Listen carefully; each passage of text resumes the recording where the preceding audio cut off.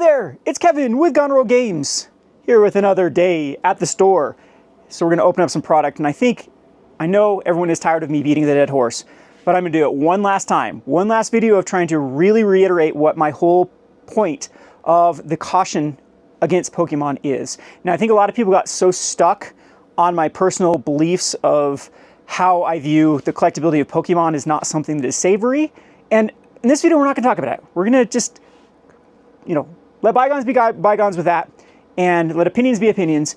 And I'm gonna talk about the actual facts of what's going on right now with Pokemon. And once again, beat home that this is not organic. And there is another YouTuber, his entire platform on YouTube is he's a consultant. He consults people about buying Pokemon. He's done it for years. And so he takes like a fee for people that want to learn about buying and selling Pokemon, and he consults them. And even he says that right now is a very scary market, because now what he's getting is the same sort of questions, or same sort of like, hey, should I take out a mortgage on my house? Hey, should I refinance my car and buy Pokemon cards with it? Oh, what about those 18 months and 12 months credit card, no fees? Should I take those out and buy Pokemon? You can't lose on that.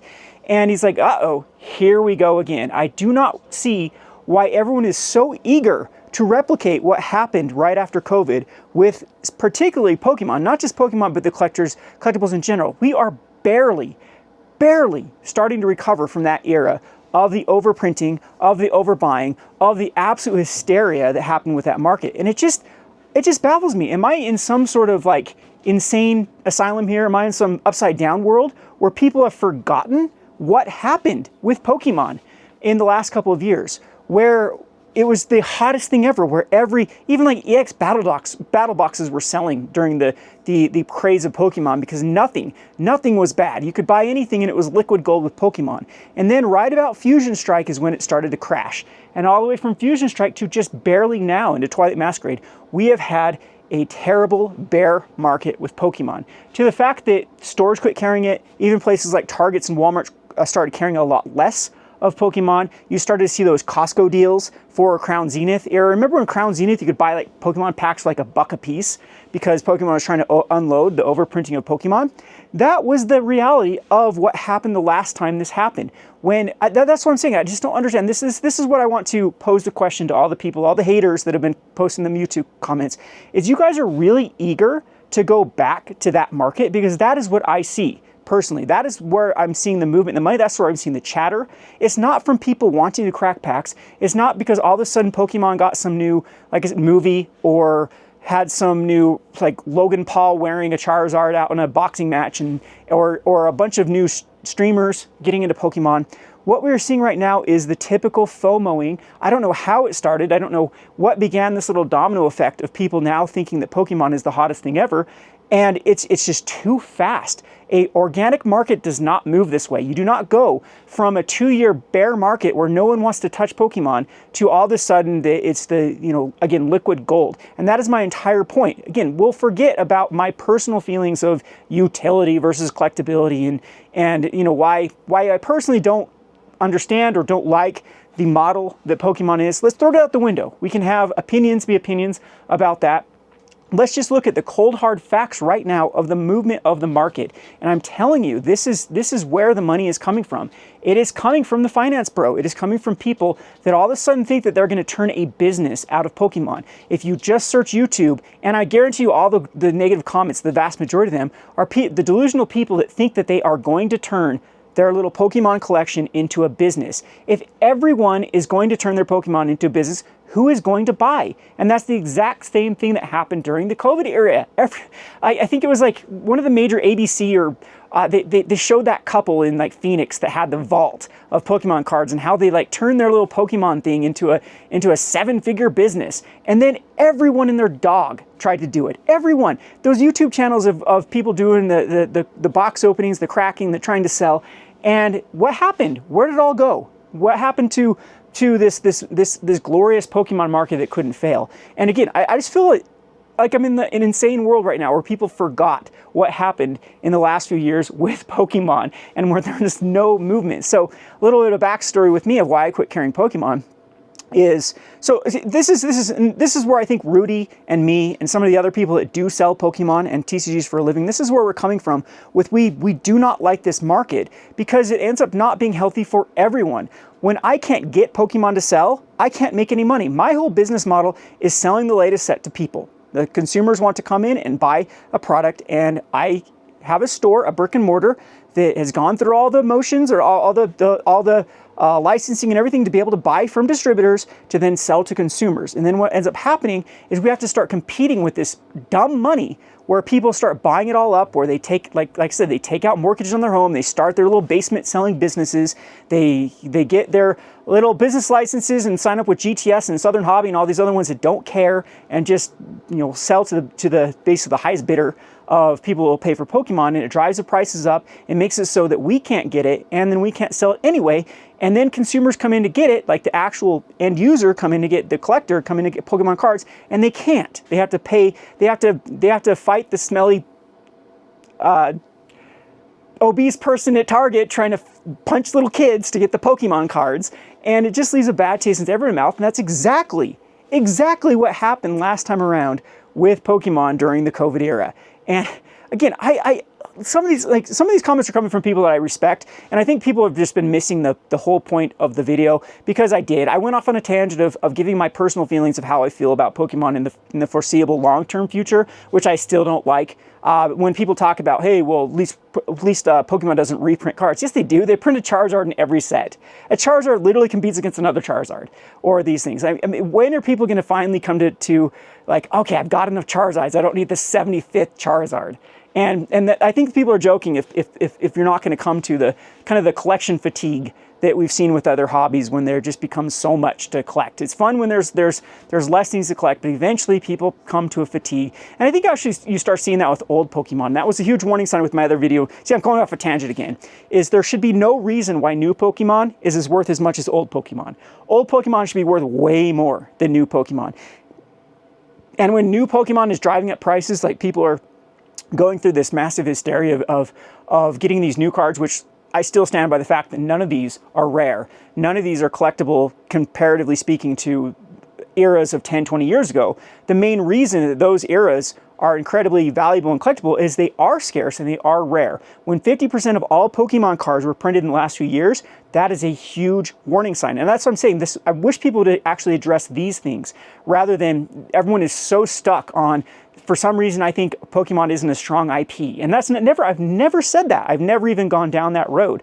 I've talked about some of the policies and practices that I don't agree with Pokemon Co. I said they still need to address the arbitrage, which happens where they print boxes for Singapore for $40 and then offer them for the United States for $105 and then expect that the Singapore box to enter into the United States markets, which is just asinine at this point. I mean, other brands have gone through this a lot. It's the same thing with when VPNs came out, when people realized, okay, well, we can't, let the Balkan countries get in for pennies on the dollars and not expect people to sign up for a VPN and just say they're from Croatia to get the game. I mean, that happens all, like markets have gone through that and they've adjusted, and it seems like Pokemon hasn't done it. So, I can rant and rant and rant about those type of policies, but in the end, with these videos, I still want to reiterate, you are not seeing organic movement right now in Pokemon. A little bit, which started that domino effect. What you are seeing right now is the people that are doing the same chatter of they're going to take out the mortgages, they're going to run up credit cards, they're going to start a Pokemon business out of their basement.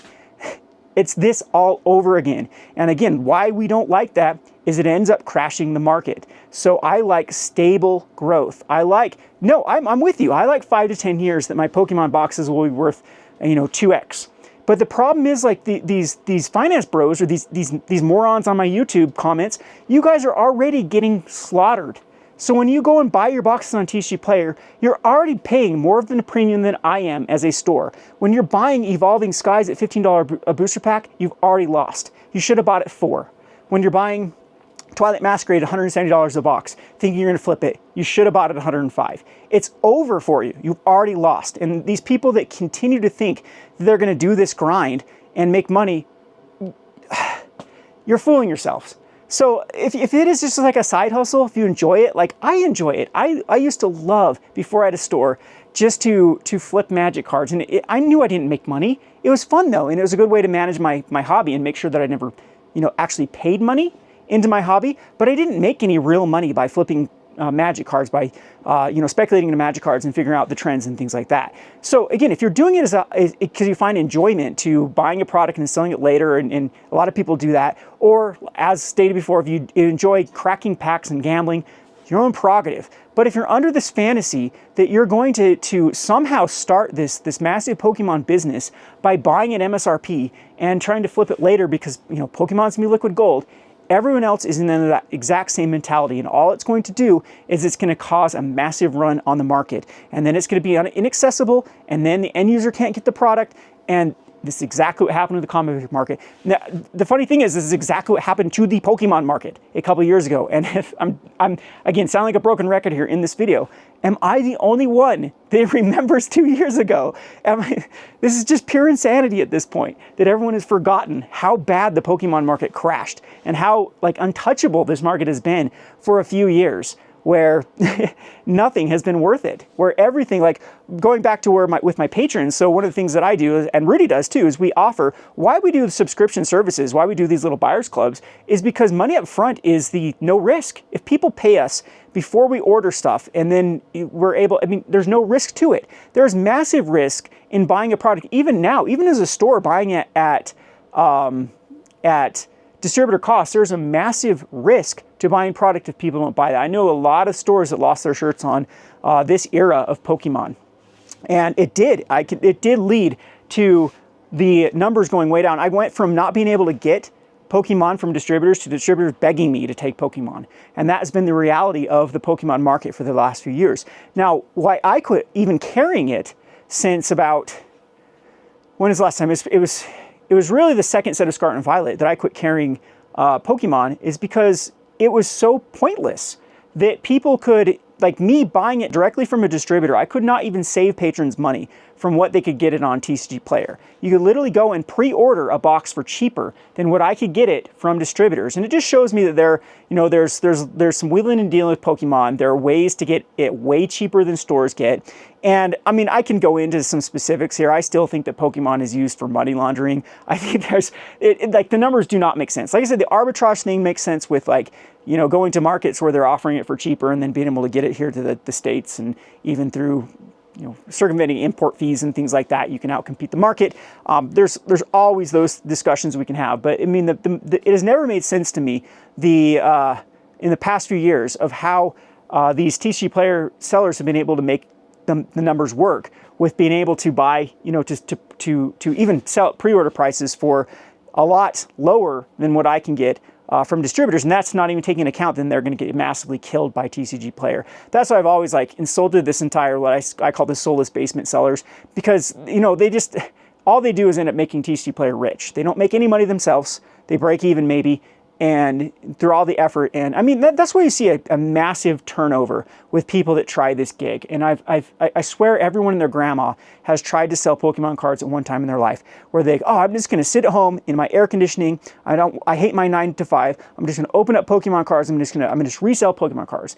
And then they get to actually doing that. Buying is the easy part. Going on TCG Player or signing up with the distributor and clicking buy is the easy part of the business. The hard part is then selling the product, of finding the buyers, of actually finding the price that you feel comfortable of paying for, or of the buyer buying it. And then you have to deal with all the headaches of lost mail, of people scamming you on eBay and TCG Player. And if you think that doesn't happen, it happens 1% of the time, and that starts cutting into your profit margins. And that's why I prefer working with patrons over randos on eBay or TCG Player, because the amount of dishonesty is rampant in those platforms.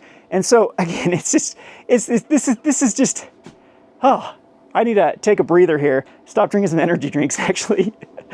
Get some focus on my thoughts here. But again, this is just where these videos are coming from, is not that I hate Pokemon. Quit saying that. Quit saying that I think Pokemon is going to die. I still have Pokemon product. And like I said, in this is going to be some Pokemon. I purchased some Pokemon, guys. I actually bought into the bubble here. I actually restocked a lot of stuff. I'm getting in before it becomes so expensive, because I do foresee that we are going to go into a massive buyer spree with Pokemon. So why shouldn't I get in on the action?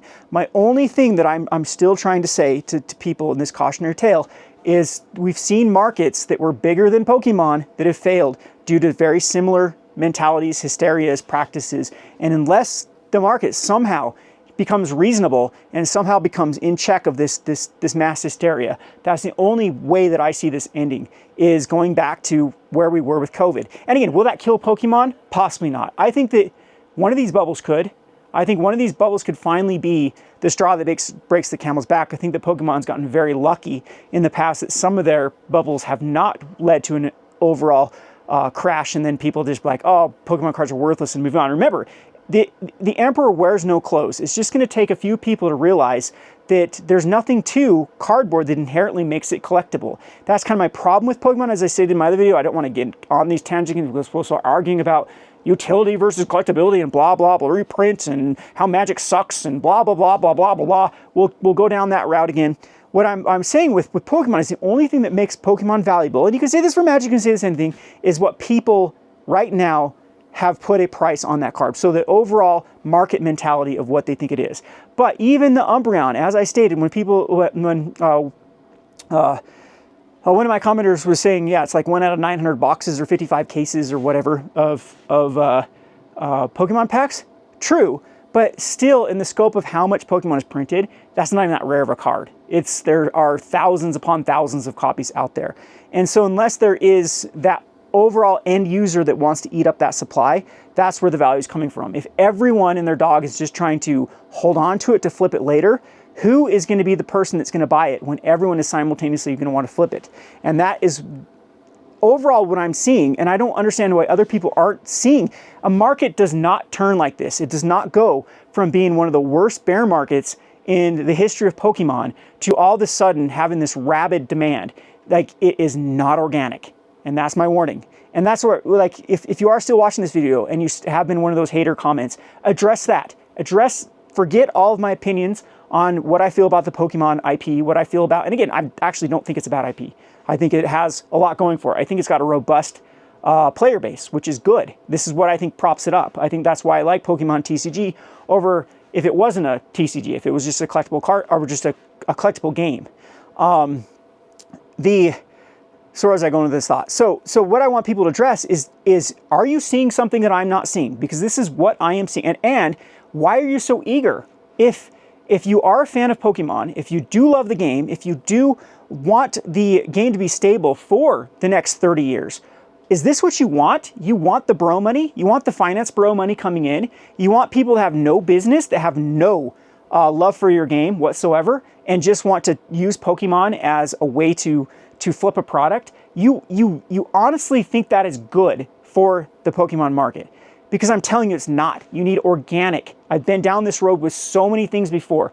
You need natural, organic growth in markets where there is people that absolutely want the cards long term, not fads, not pump and dumps. And unfortunately, that's what I'm seeing. And I think that a lot of these other Pokemon financiers that have been around for a long time have understood this too. That's the same, like Rudy and I usually never agree on anything, but I think this is something that we absolutely do agree on. And lastly, once again, we are headed for a massive buyout of Pokemon. So all these I told you so video or told you so comments that are going to come within the next 5 months. Look, Kevin, my Champion's Path went up from $100 to $200. That's probably my price I'm going to sell these off at. So being transparent right now, I'm not unloading these Champions Paths until they're $200. And then I'm unloading everything and I'm selling into it. And that's one of the things that I also stated earlier on this video is when people are looking at buying an Evolving Skies right now at $15, you honestly think that your purchase of Evolving Skies is, well, like, what is the more likely scenario? Is the more likely scenario that the Evolving Skies is going to go from $15 to $30? Or is it more likely that Evolving Skies is going to cool off and go from $15 to like $12? Because that's where I'm leaning. I'm leaning that it's overhyped right now. And again, 15 to 12 is still, that's an expensive pack in the scope of things. And same thing with all these other sets that have been hyped up right now, like Twilight Masquerade. What's the more likely scenario? Your Twilight Masquerade goes to $300 in the next year, or it stagnates off at $150. And I think that with the amount of printing out there with this era of Sword and Shield and Scarlet and Violet, to me, that is a more likely scenario. I think that this will also lead Pokemon to want to ramp up production, to want to continue to create products that are even more special. I think we're going to see an era where, you know, these Charizard up here, these Charizard boxes, this is going to become the norm, where they're going to keep pushing the envelope of what we can like we have a UPC coming out. We have like, speaking of Pokemon products that have done awful, these classic collections that were supposed to be the greatest thing ever, that supposedly Pokemon never reprints anything. Well, there's your classic collection that they've reprinted. These sort of things, I think that Pokemon, it's just going to, like, a company should too. They should lean in to when their products are fads and make that juicy dollar. So all in all, that's exactly what I want people to address. Where am I wrong here? Do you not see the problem with the finance bro money coming into a hobby? And if so, like, please educate me here of why this is a good thing, of why for the long-term stability of the Pokemon game, it's a good thing to have this hysteria, to have this FOMO, to have everyone frothing at their mouth, to have, you know, all the crazies out there going to be punching little kids at Targets to get their 151 that's still on the shelf or whatever for a restock that happens of the latest set. How is that a good thing overall for the long-term health of the game? Whereas what I'd like to see again is some more correlation between player counts, between, you know, something that happened in the like a new Pokemon movie or Pokemon Go that came out. Like, all those sort of things would make more sense to me than all of a sudden out of the blue where people just have this rampant hysteria of, you know, eating up Pokemon as quick as possible. Now, again, back to where I've been talking about TCGs. I think buying TCGs, I said this in a couple of my videos on this channel recently, that I think that TCGs are undervalued because they haven't followed inflation. So they should be going up to match inflation. So most of these products should be going up 40% anyway, because inflation has gone up 40%. So in the scope of things, TCGs are comparatively more, cheaper than they were 3 years ago because they have not followed inflation, which was kind of a warning sign for TCGs to begin with. So yeah, we should have some price adjustments there anyway, but it still doesn't account for this mass hysteria of going on. And that should happen over time. It shouldn't just happen one day where everyone just values Charizard 151 and it leads to this absolute insanity craze of GameStop grading cards, grading modern era cards. This is the stupidest thing in my mind. And that's what I keep wanting to beat home. It's just, I get grading cards that are old, and there's not many of them out there, and they're super rare, and it's super rare to find perfect versions of the card. But why on God's green earth are people grading cheap, under $100 cards, which costs you minimum of $20 to get it graded, and then how much to ship it, and how much time, and how much risk? Like, it makes absolutely no sense. Your cardboard is not rare. There are so many of the quote-unquote rarest of these Pokemon cards out there in existence, and it just baffles my mind. But again, I don't want to rain on his parade. If you enjoy that, maybe I just don't understand the collector's mentality. Maybe I'm the weirdo here. Maybe I'm the one that thinks that NFTs or that doesn't think that NFTs will. I don't get you humans sometimes. Sometimes it's just easier for me to relate to these dumb dogs, because life is just so much simpler and easy to understand. Anyway, this is my last topic. Maybe we'll get back to opening boxes and I'll take a breather here. Again, I genuinely want the Pokemon market to continue to be successful. I sell TCGs for a living. I want to continue to make a living off of selling TCGs. I don't want to crash. I don't want hysteria. I don't want to not be able to order from distributors. I don't want people whining about Pokemon prices when they come in and, why is this so expensive? You're ripping me off.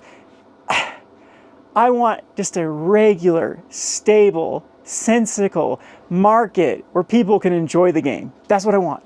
And again, the commenters that are crapping all over my comment section, what do you want? That's what you want? Have fun with the finance bro money.